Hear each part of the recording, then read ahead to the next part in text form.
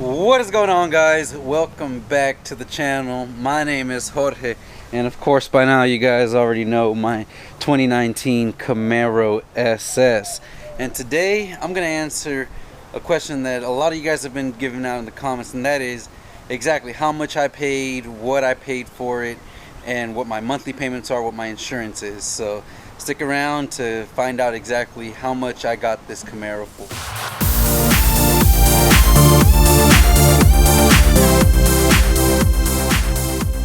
Alright guys, so as you guys know, I've had this Camaro now for 2 weeks, and before we start talking about the financials, let's go ahead and get a nice cold startup of the Camaro SS.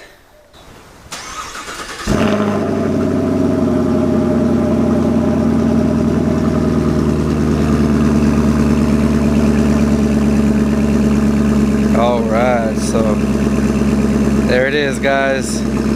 This thing sounds awesome. And this is a true cold start. I haven't driven this car in quite a while.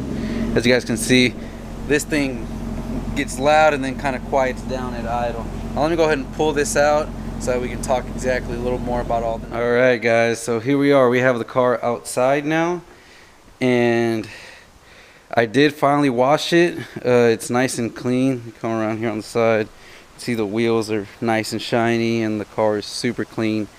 Now, let's go ahead and get right into the meat and potatoes of this video, guys, and that is how much did I pay for this car.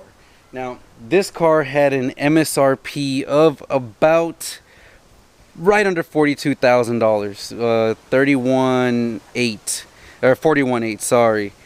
And so I was able to bring the price of the car down to $35,800, or basically $36,000, guys.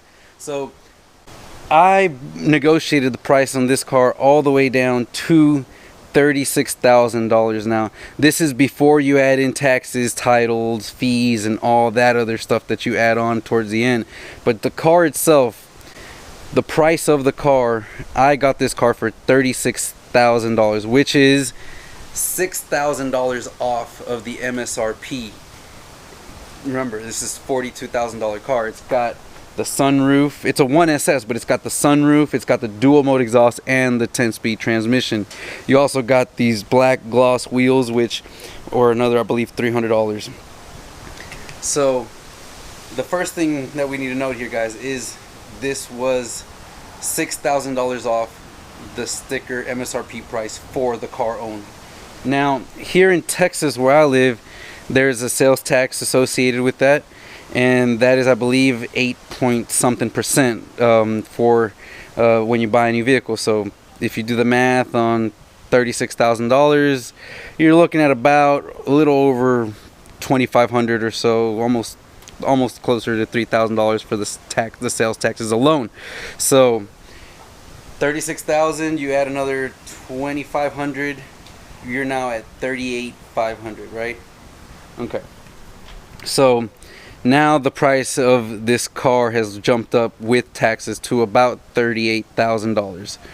So from there, we went into the finance department, and I added gap insurance to this car. Now, why would I add gap insurance? Well, quite simply, I didn't give a single bit down. I gave 0 down payment on this car, guys. So gap insurance was definitely a must.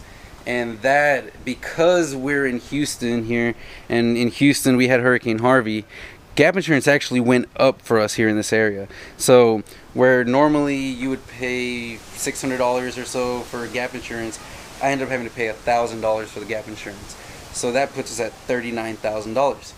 And then finally, when it was all said and done, the dealer fees and stuff like that, I was right under $40,000. So basically, I ended up financing $40,000 on this car.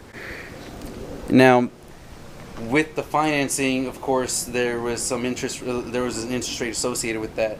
Now, I have some pretty decent good credit, so my interest rate was very, very low, at right above, I want to say 3%. It was a little over 3%, like 3.19 or something like that. But So in essence, when it's all said and done, I'm gonna end up paying just a little bit over $43,000, guys. My payment's right at around $600 a month. So there you have it, guys. Really, I ended up getting this car with the taxes, with the title fees, with the gap insurance, everything, financing, interest rate, and all that, for right at about $43,000. Now that is basically just a little bit more than the MSRP of the car itself.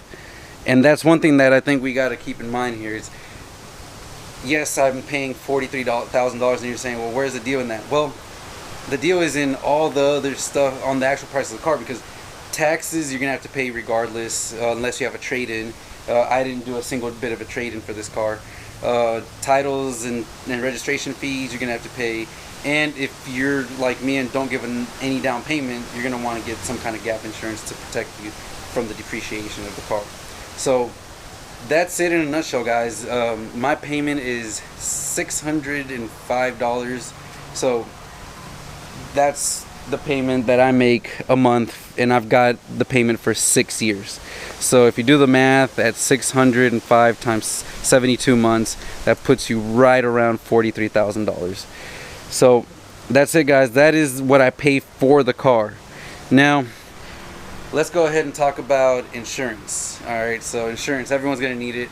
Now this car, I have got Progressive. I've got Progressive insurance, and this isn't my only car. I've got my wife's Camry back there. I've got the Chevy SS. I've got the G8. That's actually my parents' truck. That's not my truck. I wish it was mine. So we've got a bunch of cars in our policy insurance.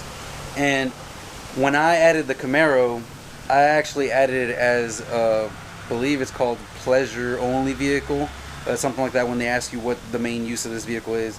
And I put it down as pleasure, which means that I'm not going to be driving this car more than maybe 5,000 to 10,000 miles a year, if that.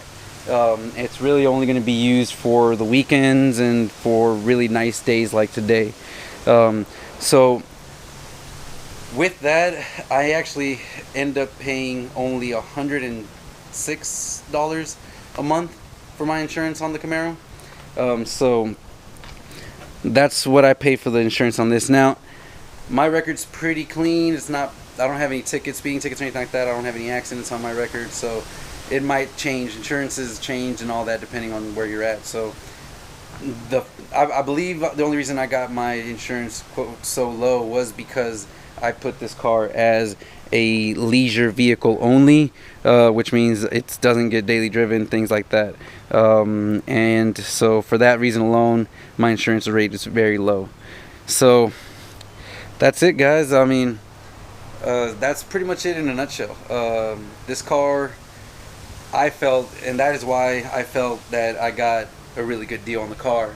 I know a lot of you guys in the comments kept saying, you know, what do you mean you got a good deal? You're still paying $40-something thousand for the car. Well, when you start adding things, all the extra added costs that are associated with it, regardless of what the price of the car is, you guys now understand why. So I hope this video was a little bit more enlightening and helpful to kind of clarify exactly why I feel like I got a good deal on this car. And I mean, I would go back and do it all over again. Honestly, this car has been great so far, and I would not mind paying a little bit more for this car, just after experiencing it, because it is just such a blast to drive, guys. But anyways, guys, that is it for this video. I hope you guys found that informative. Hopefully that cleared up some stuff for you guys, and I hope to see you guys still continuing to see and grow this channel by liking, commenting, and subscribing. I got a bunch of more stuff coming. I've actually got rear wing coming. I actually got some tires, and getting some new wheels are on the way. So there is a bunch of content coming to the channel, and I hope you guys hit that subscribe button, maybe even possibly hit that notification bell to stay up to date and see all the changes that I make to this car, because within a couple weeks, this thing is going to look completely different, and it's going to look really awesome. So with that said, guys, I hope to see you guys in the next one.